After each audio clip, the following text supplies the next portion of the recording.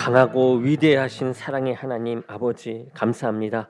오늘도 찬양 가운데 우리가 뜨겁게 주님을 찬양하며 그 역전의 기회를 노리며 기도하며 나아갑니다. 주여, 우리들의 삶에 항상 거하시고 오늘도 말씀 안에 큰 은혜로 주님을 향하여 달려나갈 수 있는 저희의 삶이 되게 하여 주옵소서. 역사의 하나님을 쫓습니다. 하나님을 의지합니다. 오늘 말씀이 우리들에게 울림이 되어 큰 뜻을 품고 나아갈 수 있도록 이끌어 주옵소서.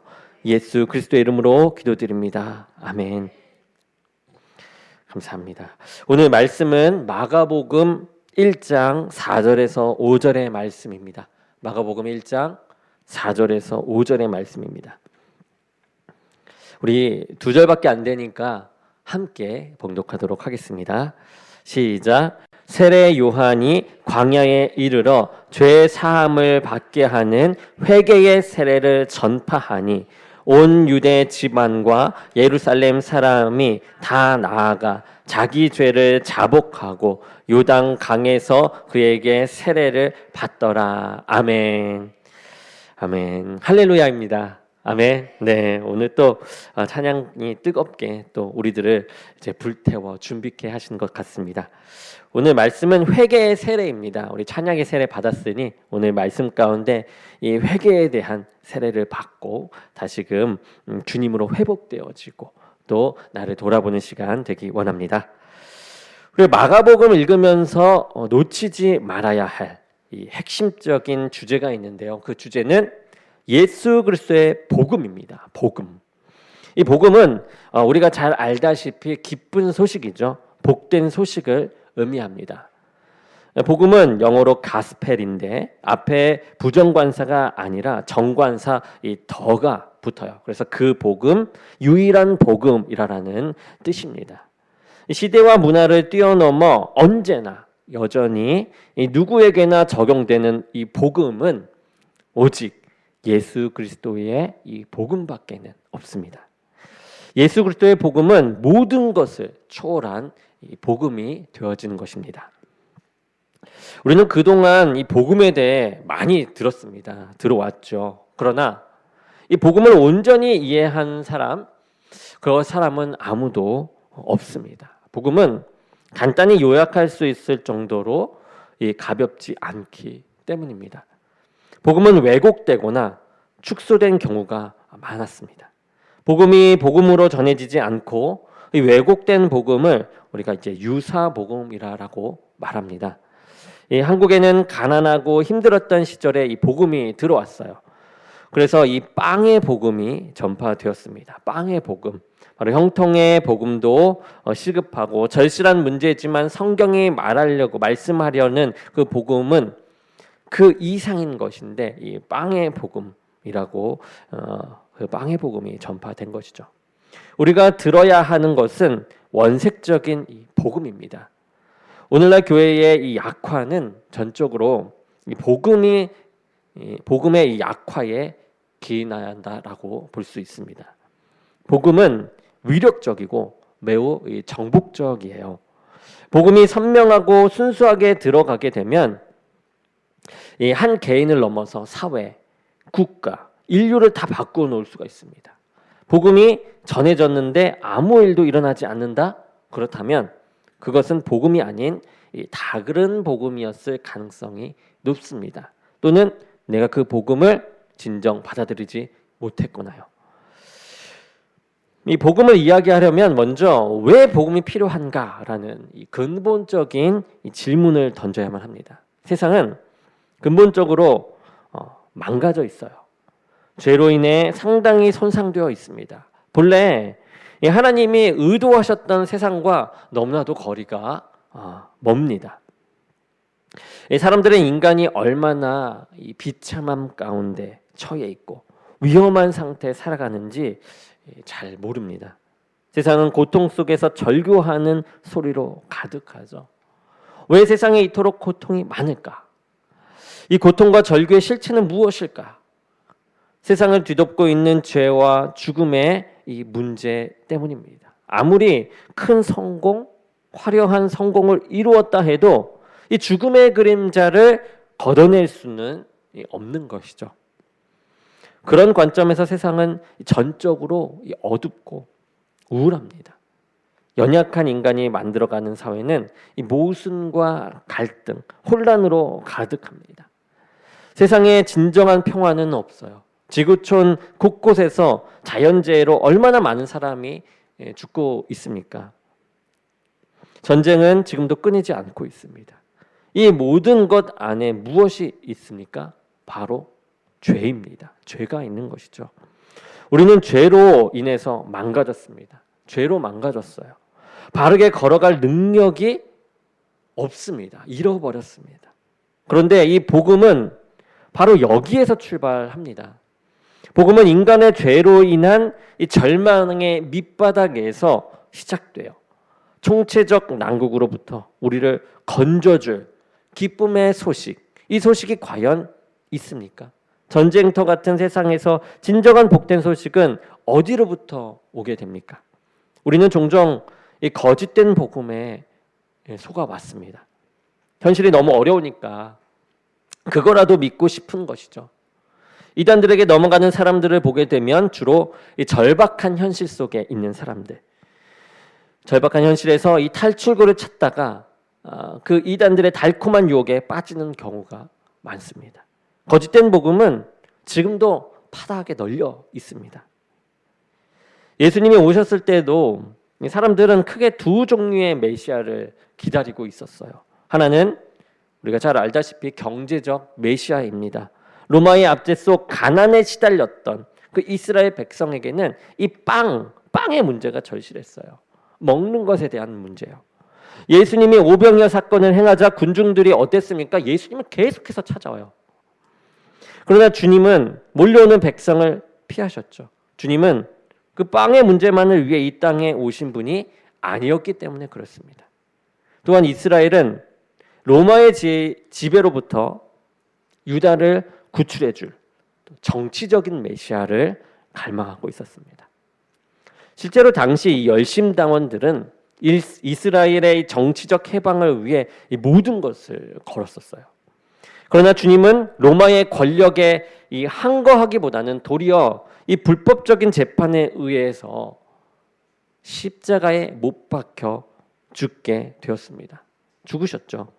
세상의 굿뉴스를 기대하고 그리스도를 쫓았던 사람들은 마지막에 십자가에 못 박히신 그 모습을 보고 실망을 합니다. 그들이 바랐던 이 복음은 참된 복음이 아니었던 것이었죠. 그런데 세례 요한은 이 전혀 다른 메시지를 들고 나타나게 됩니다. 바로 예수 그리스도라는 것이죠. 그는 그리스도만이 진정한 복음이 된다. 복음이 되심을 증거하는 것입니다. 400년의 이 침묵을 깨고 나타난 세례 요한이에요. 이 세례 요한의 일성이 무엇입니까? 바로 회개였습니다. 회개요. 죄를 자복하고 세례를 받으라라고 외친 것이죠. 그의 일성은 굉장히 위험해 보입니다. 결국 세례 요한은 회개를 선포하다 헤롯의 칼에 목 베임을 당하게 됩니다. 복음을 처음 접할 때는 전혀 기쁜 소식으로 들리지 않아요. 참된 복음은 거칠게 다가옵니다. 죄를 드러내는 것을 좋아할 사람은 아무도 없습니다. 그러나 복음은 이 죄의 문제를 우회하지 않아요. 바로 단도직입적으로 거둡니다. 죄를 정조준하는 것이죠. 우리는 언제나 성경적 관점을 놓치지 말아야만 해요. 망가진 세상의 근본 원인은 다름 아닌 이 죄 때문입니다. 죄는 우리의 삶을 고통으로 몰아넣는 주범이 되어져요. 구원은 회복이라는 단어로 표현할 수 있는데 회복이란 이 본래의 상태로 돌아감을 뜻합니다. 이 구원은 우리가 노력해서 어떤 목표에 도달하는 것이 아니에요. 하나님이 창조하셨을 때에 그 본래의 상태로 돌아가는 것, 그것이 바로 구원입니다. 옛 삶을 정리하고 본래의 상태로 돌아가는 일이 바로 회개입니다. 하나님과 관계를 단절시키는 것은 죄이죠. 유대가 지금 고통 가운데 살게 된 이 근본적인 이 요인도 이 바로 죄였어요. 죄.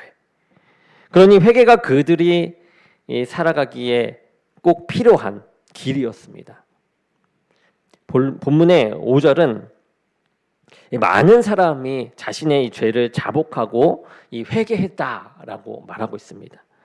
이것은 무엇을 의미합니까? 백성에게는 백성으로서의 죄가 있고 지도자에게는 지도자로서의 죄가 있다라는 것입니다. 죄처럼 모든 영역에 만연해 있는 것은 없습니다. 아이들은 아이들 수준에 맞는 죄를 지어요. 그리고 어른들은 어른대로 짓는 죄가 또 있습니다. 가난한 사람은요, 가난한 대로, 부자는요, 부자대로 죄를 짓는 방법이 다 있습니다. 요단강에서 세례를 받는 것은 공개적입니다. 여기에는 죄의 고백을 은밀히 하게 하지 않고 공개적으로 했다는 그런 의미가 있습니다. 그렇습니다. 세례는 공개적이에요. 죄의 이 고백을 은밀하게 하지 않고 자신의 죄인됨을 만천하에 드러내고 인정하는 것이 바로 이 세례입니다. 평소에 괜찮게 보였던 사람이 자신의 죄를 자복하고 세례를 받는 모습은 충격적이었을 것입니다.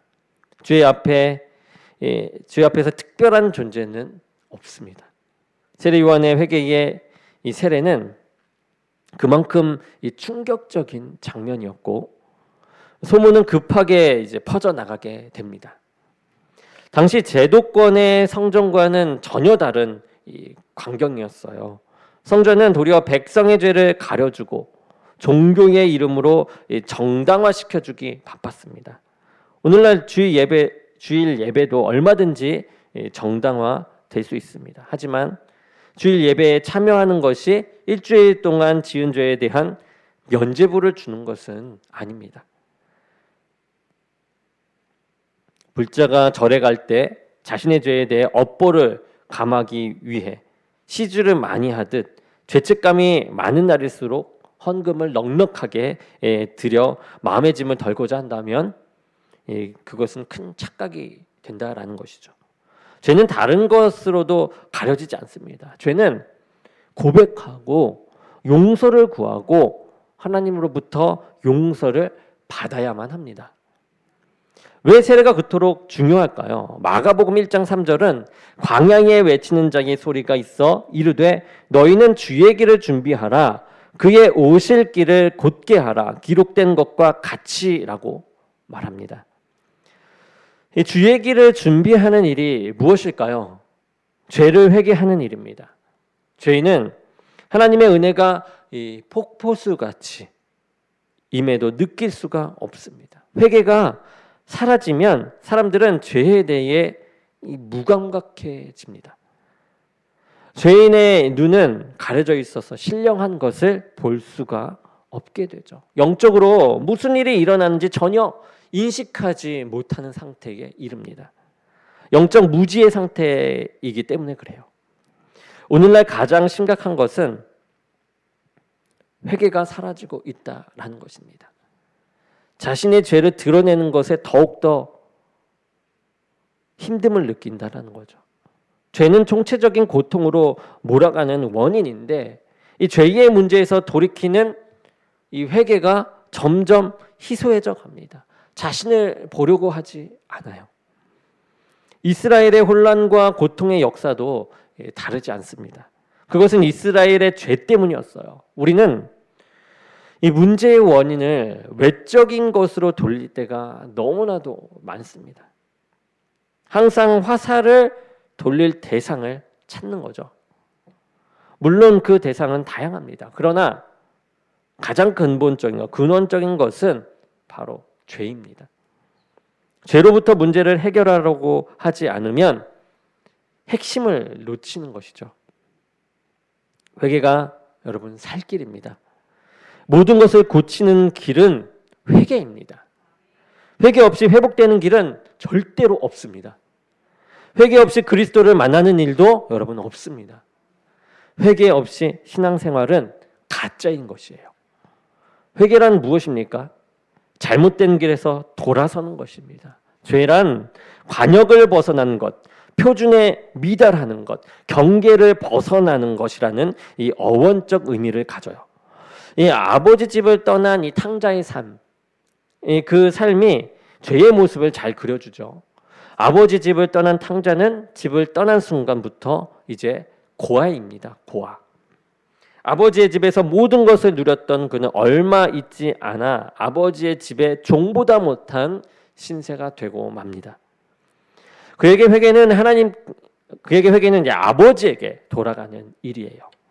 하나님에게 반역한 인간은 잘못을 뉘우치고 하나님께로 돌아가야 삽니다.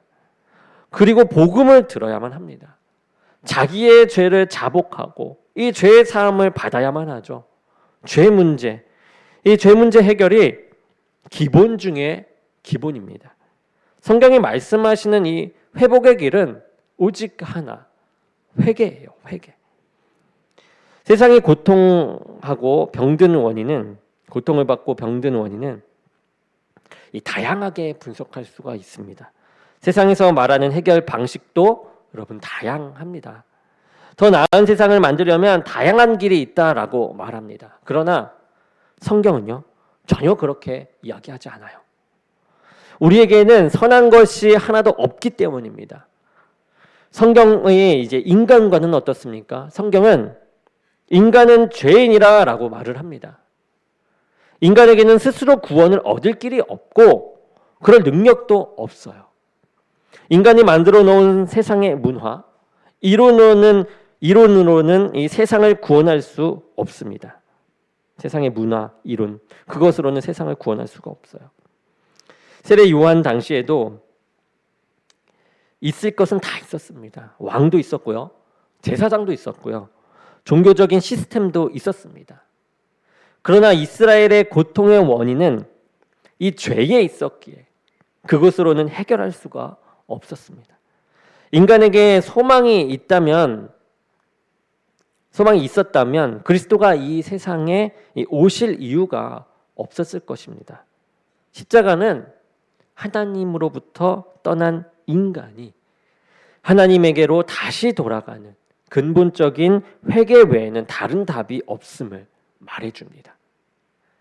다른 어떤 것보다 시급한 것은 이 죄를 자복하고 하나님으로부터 용서를 얻는 일입니다. 지금 요단강에서 놀라운 일이 벌어지고 있어요. 지금껏 보지 못했던 이 장면입니다. 온 유대 지방의 예루살렘 사람이 자기 죄를 자복하고 세례 요한에게 세례를 받고 있는 것이죠. 기이한 장면으로 보입니다. 그런데 이것은 하나님이 오랫동안 기다려 오셨던 이스라엘 백성의 모습인 것입니다. 역사적인 순간, 이스라엘 백성의 이 전환점입니다. 회복의 전환점이에요. 우리는 이 장면을 무심히 지나가면 절대로 안 됩니다. 이 본문의 핵심 키워드는 죄를 자복하고에 있습니다. 이토록 망가지고 깨지고 고통받는 이유가 죄에 있다라는 것이죠. 죄를 간단하게 보아서는 안 됩니다. 죄의 문제를 그대로 두고서는 우리의 삶의 새로운 출발이 일어나지 않아요. 죄는 선의 부재 정도가 아닙니다. 하나님에 대한 적극적이고 능동적인 반항이에요. 하나님을 스스로 거부하고 철저히 자기중심적으로 살아가려는 그 태도가 바로 죄의 모습입니다. 하나님의 자리에 내가 앉아 의도적으로 하나님을 따돌리며 하나님의 말씀을 부정하며 살아가는 것, 그것이 죄인 것입니다. 또한 하나님을 찾지도 않고 자신의 힘으로 살아가려는 이 오만함, 그것이 죄입니다. 그렇다면 회개는요, 회개란 방향의 전환입니다. 하나님으로부터 등을 돌리고 살았던 인생에서 이제 하나님에게로 얼굴을 돌리는 것이에요. 하나님과 불화의 삶에서 이제 하나님과 화목의 삶을 살아가고자 하는 이 결단, 그것이 회개입니다. 돌이켜 아버지에게로 돌아가는 것이죠. 하나님에게로 돌아가면 모든 것이 해결돼요. 우리가 참된 회개를 통해서만 그리스도를 만날 수가 있습니다. 심령이 깨끗하게 된 사람만이 하나님을 볼 수 있어요. 내 죄가 보이면 사는 길이 열립니다. 왜 망합니까? 내 죄가 안 보이기 때문에 그래요. 죄를 지을 때 죄가 안 보입니다. 다윗이 밧세바라는 남의 아내를 범할 때는요, 죄가 보이지 않았습니다. 그것이 죄로 인식되지 않았던 것이죠. 충신이었던 우리아를 잔인하게 죽일 때도 죄가 안 보였어요. 죄가 안 보이면 죄를 능수능란하게 짓게 됩니다. 회개는 죄에 대한 명확한 인식에서 시작이 돼요. 그 순간 자신의 죄를 더 이상 합리화하지 않습니다. 죄에 대해 애통하는 마음을 가질 때 비로소 회개를 하게 됩니다. 죄를 자백하지 않고는 견딜 수 없는 마음이 일어난다면 그것이 하나님의 은혜인 것입니다. 그때 하나님의 나라가 그 마음에, 그곳에 임하게 됩니다. 회개가 없다면 여전히 죄 가운데 살아가는 사람이죠. 회개가 없다면 죄와 싸우려고 하지 않고 죄를 미워하지도 않습니다. 회개가 없는 구원은 없어요.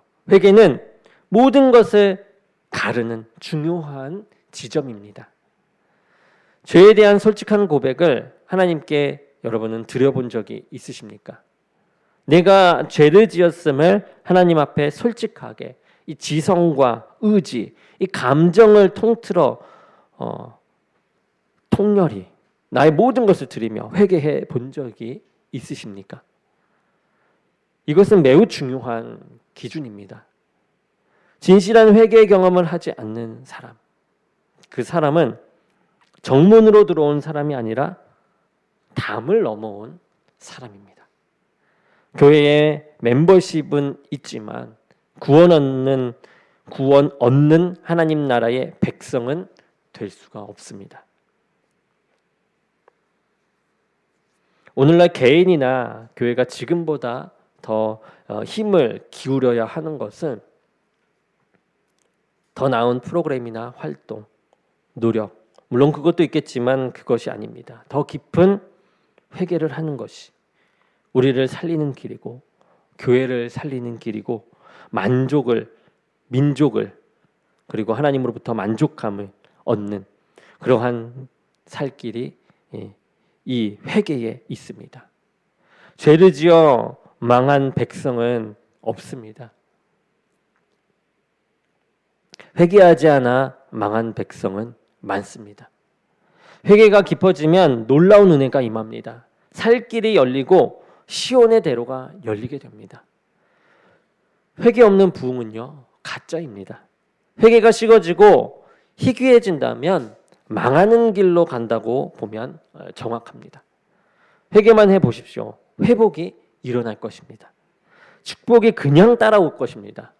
천국의 기쁨이 임할 것입니다. 여러분, 회개가 답입니다. 회개하면 그리스도가 우리에게 오십니다. 그 놀라운 회개가 오늘 우리 삶 속에 일어나게 되기를, 지금 이 순간 가득하기를 주님의 이름으로 축원합니다. 아멘. 기도하겠습니다. 사랑의 주님, 감사합니다. 오늘의 말씀 가운데 우리가 더욱더 주님께 돌이키는 그 회개함으로 하나님 앞에 내 죄를 자복하며 나아갑니다. 죄를 인식해 하시고 주의 성령을 통하여 그 은혜를 받아 회개케 하시며 주님, 구원을 얻어 나가는데 마땅한 그리스도인으로 세워 주시옵소서. 예수 그리스도의 이름으로 기도드립니다. 아멘.